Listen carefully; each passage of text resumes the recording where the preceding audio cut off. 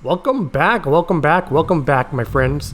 We have Svea, the tier 10 European cruiser for... Fuck, how much steel with this thing again? I forgot. I do not remember this. How much? I think it was like 31,000? Nah, I think it was like 30,000. Let me check. Nope, yep, 30,000. And that will go up to 31,000 in patch, I believe, 14.6, so 2 more months, I believe. But Svea, it's a really decent ship. Economics, I am running, just assume it's standardized, so let's remove this. Take off 5% for the personal merits, and you're basically getting a standard package. Her main server. Now looking at the armor, that's where it gets interesting. You can get overmatched for the bow, you can bounce destroyer HE on the side, and you have a little bit of a belt armor right there. So you can bounce on this plating here. Mainly that 30. Yeah, if you can get the armor to bounce, you might get lucky, but you are pretty much going to be overmatched everywhere. And that's not great. If you take it in the flagship ops, basically every ship you will face can overmatch you. So you got to play very carefully. Now the guns are her main selling point. She gets 2 double turrets in the back and 1 triple turret in the front. These are Ragnar guns. So Ragnar is a very good ship, very good great DD. I really do enjoy the Ragnar. Well, I enjoyed it to an extent. I thought it was fun, but I feel like Svea is just an extension of the Ragnar, of what Ragnar can be. It gets the torps, it gets the guns, it gets all the good, fun things that Ragnar doesn't, like even a smokescreen. So it really does get a bunch of toys to play with. And you have to abuse those toys to really make this ship work. But I mean, her guns are going to be your primary asset. Invest in the guns and the perks and everything for that. Again, they are European torps, so they are 13.5. You do get 4 per side. But again, if you're showing having to go perfectly, practically, angle to get your torps off, you're exposing your ship. So it's one of those things.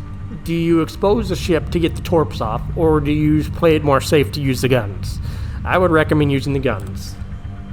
For speed, though, she is very fast at 36 knots with an 8.6 rudder shift. I believe I have the module on there. I don't believe. I could be wrong on that. I don't remember how I set her up. Set 9.3 detection. That is with full build. Okay, I don't have it. So that is what it would be. So if you put the module on there, that would actually go down. But in all honesty, you really don't need it. For the build, though, honestly, it really would depend on your preference, but I would just honestly recommend just putting the recommended ones on there. And without the hill flag, so we go down to 38,100. Now, we go to Seversky, we take that off. That's going to drop it down even more.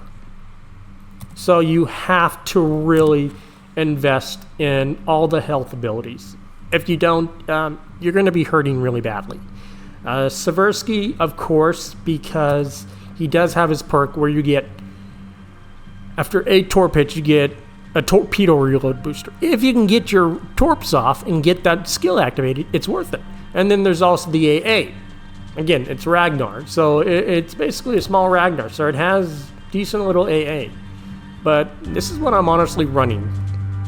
And also another reason to run Seversky is the enhanced adrenaline rush.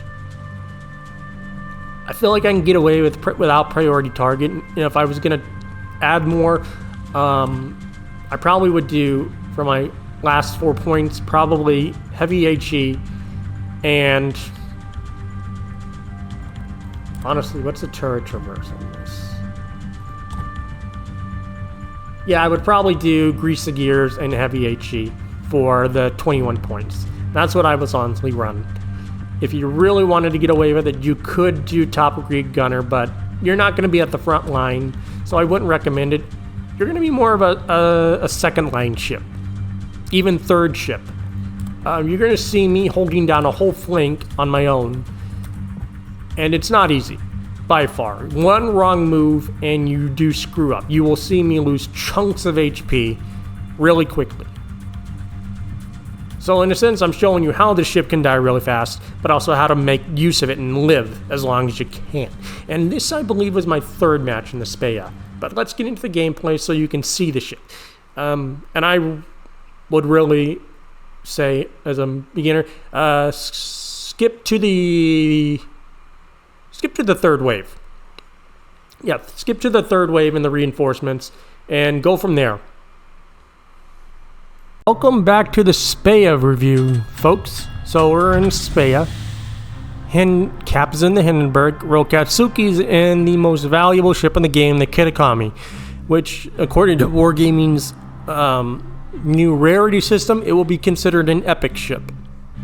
And we do have the new Italian DD, the Barbardino or Barbarino. That will be going to 31,000 steel soon. So if you want to save a little bit of steel, get that soon. Recap Yoshino, Schlieffen, and Ohio.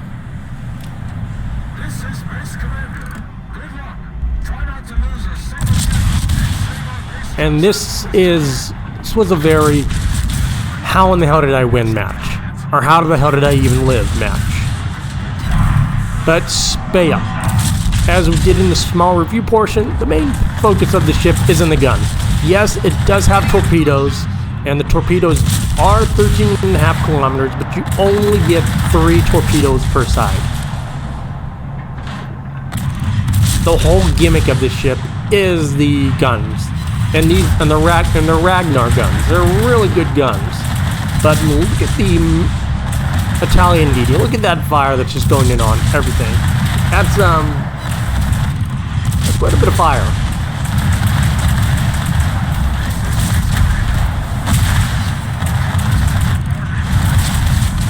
I remember Svea does not have a lot of armor. It does not have a lot of armor at all.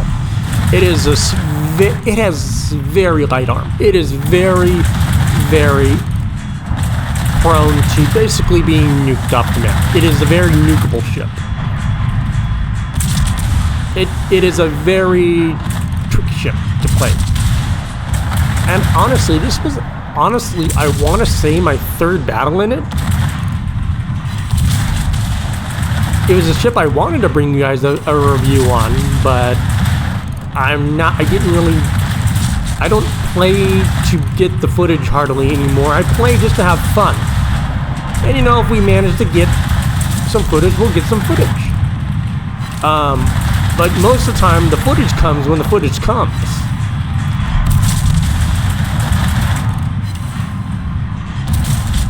As you know, we have like 500 videos on the channel, and we're going more for quality. We're doing more replays, of course, but for my own quality, we're definitely scaling back to it, not in the bad sense, but more in the sense of we kind of need to look at this objectively.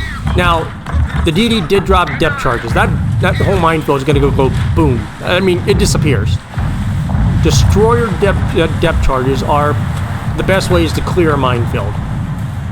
Well, if anything, any shipborne depth charges will destroy a minefield. Airstrikes, you might get lucky if you put it on just the right one. You'll nuke it right off the first time. But for the most part, shipborne ones obviously do the most.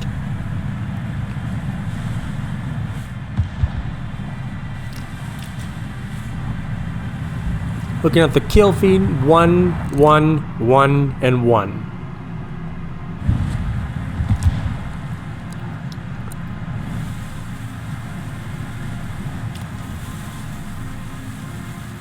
Yeah, I mean, I really do enjoy Svea. I think it's a good ship. if you want a European ship at tier 10 that can work in ops as a small crew trainer, it'll work. It'll do the job. You'll have to spec solely for the ship with the cruiser captain also. But it's not going to really be a huge issue. It really isn't.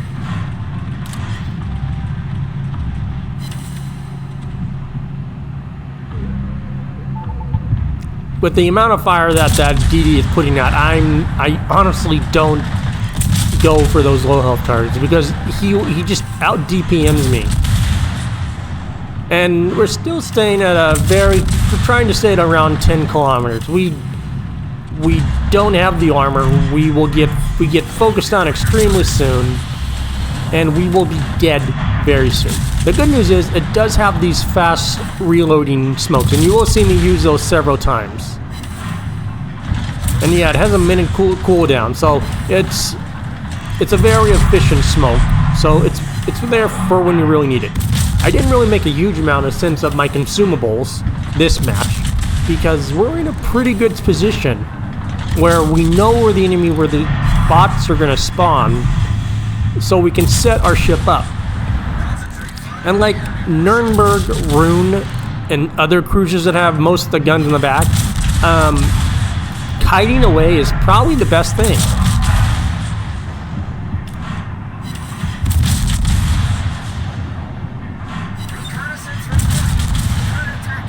And again, that Brindisi's broadside aiming for the upper belt.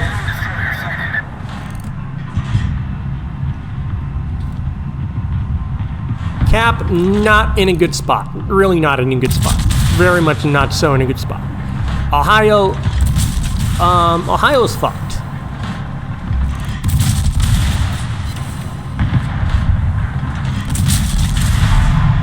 Schlieffen picks that up, so kill count 3 for Ohio, 2 for Schlieffen, and 1 for the rest, except for the Kitakami.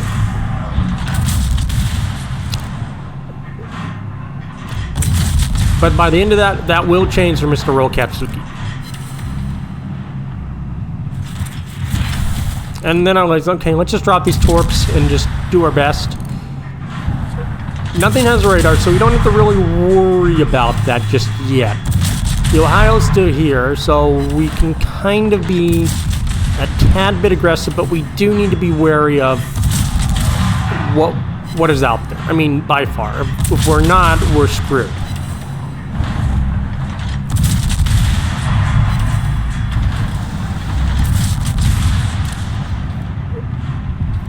I'm thinking, okay, I'm gonna get, nope. I think I just slightly under-aimed that. But you'll see that for the most majority of this match, I did not even use my guns, or my torps. I rarely use my torps. It's a pure gunboat. I mean, it has Ragnar guns. It's a gunboat.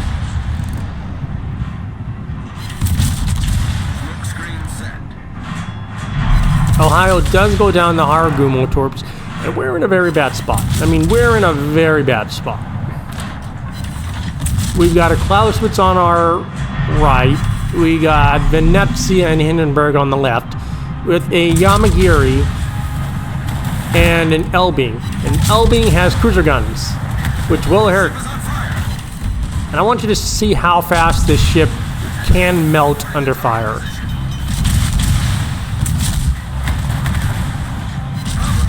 And why, when you're detected, you run like hell. You run. That's why I bought my engine boost to get the hell out of there, because I'm like, I'm in a very dangerous spot.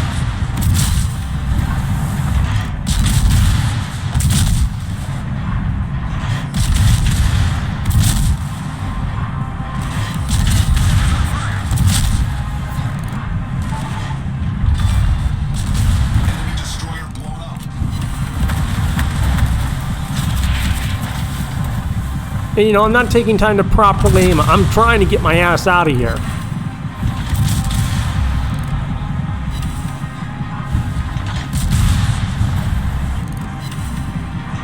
Now the Italian ED is just gonna nuke that Elbing right off the map. I mean, sap armor piercing right to the side. I mean, it's dead. It's not as effective as armor piercing, that's for sure. but still pretty effective.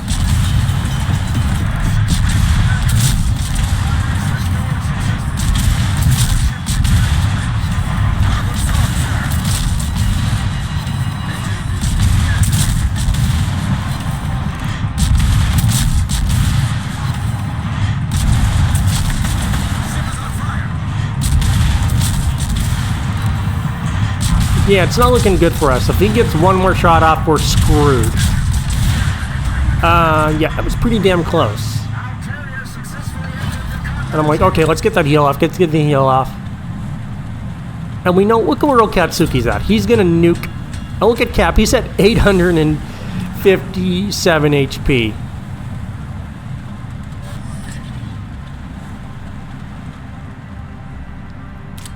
Definitely, we're all cutting it pretty close on this match. That's for sure. Cap is back up to 2,000. I think it was at 2,500.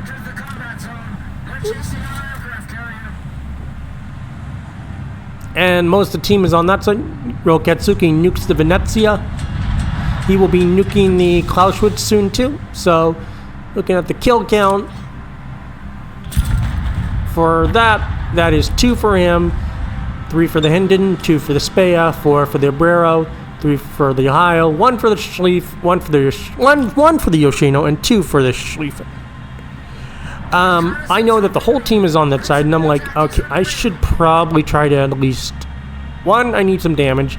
2, I can at least do my best to kind of hold this side down. I've still got 2 hills. I've still got 5 charges of smoke. I can still afford to be fairly aggressive. And you know, I've got a pretty good range at 15 kilometers. It's not bad, but it's not great.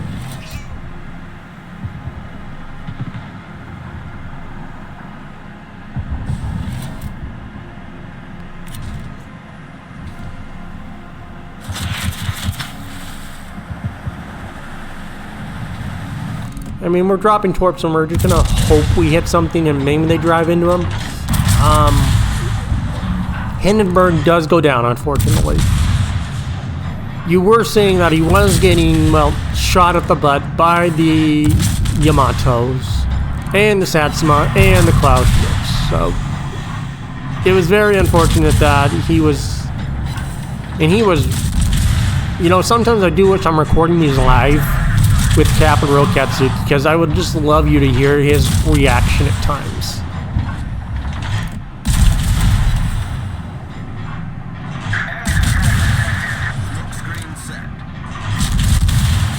And we just barely missed that. That would have been a flood on it too.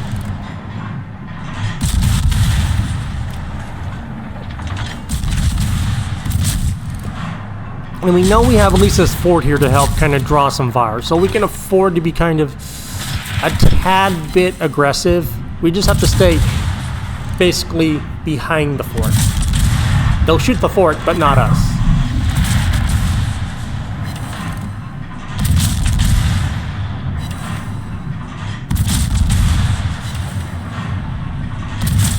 And again, since they are European torps, I mean, they're European torps. Yeah, you get 4, 3 per side, and doesn't really matter, honestly. I mean, they're European torps.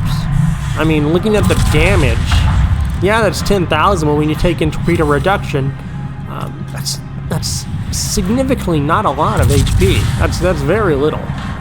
Again, armor piercing on the L-Bing because it's a DD. These are Ragnar guns.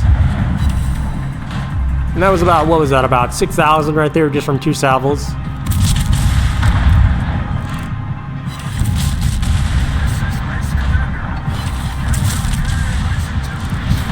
And I mean, you'll probably dock me down because of my torp aiming skills, but I mean, when you're this close and you're trying to live, you're not trying to aim, you're just trying to spam anything out of there and just hope you hit something. Yeah, that was only like 16,000 for 2 torps. If you get all of them, you know, that's quite a bit of damage, but here's where I got really scared.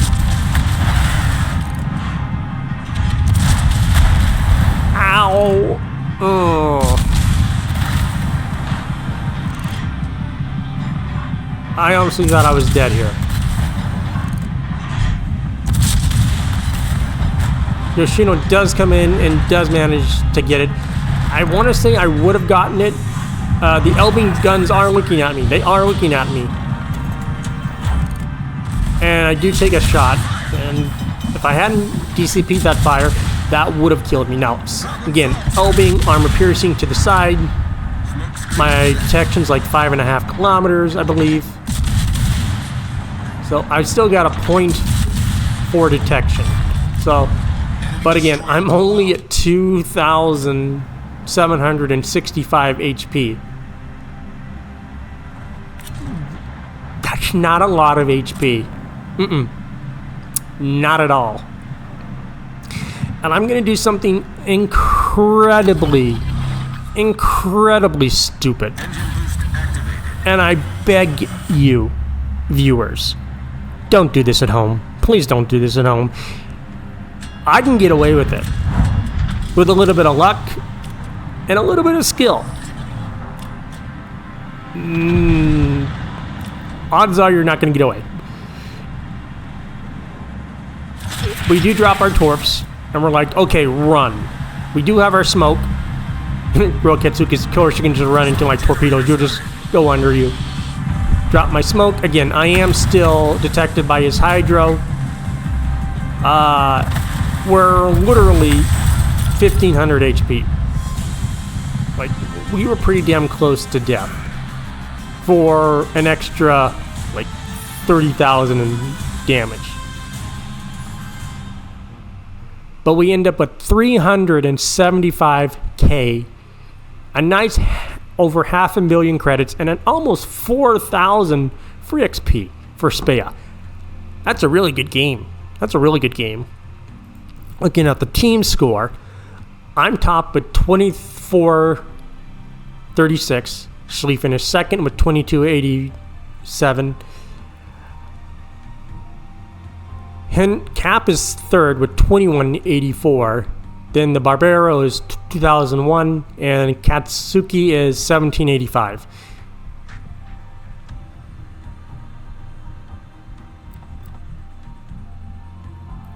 But again, you know, a very close match.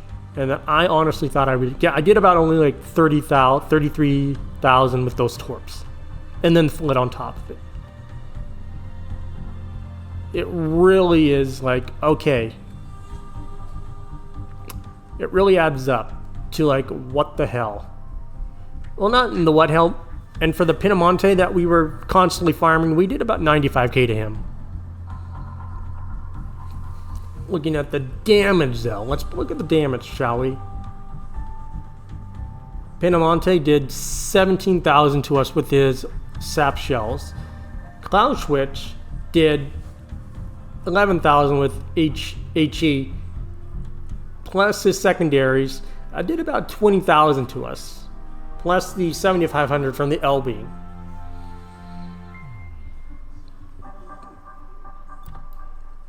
But the fact that I still lived on 17 or 1,500 HP, still a pretty good game, really good. And these were all green boosters, by the way. Overall, I would give this ship a hard thumbs up. I think it's a good ship. I think it's a really good ship. If you like Ragnar, you will like this ship.